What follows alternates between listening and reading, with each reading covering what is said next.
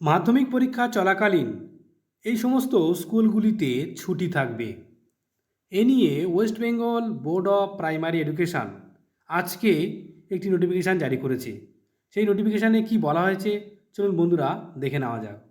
The chairman district primary school council all district যারা জানাচ্ছেন যে suspension of classes of primary school located in the same campus of secondary school which are selected as venues of upcoming মাধ্যমিক পরীক্ষা 2026 on the days of মাধ্যমিক পরীক্ষা।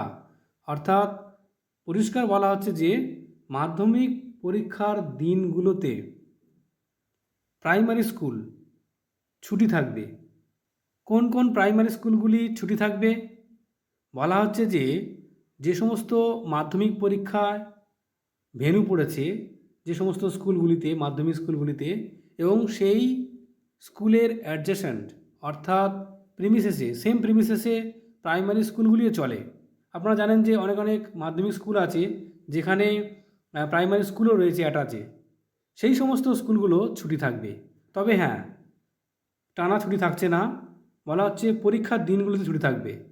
যেমন পরীক্ষা ছুটি থাকবে 2 ফেব্রুয়ারি, 3 ফেব্রুয়ারি, 6 ফেব্রুয়ারি, 7 ফেব্রুয়ারি, 9th, 10th, 11th এবং 12।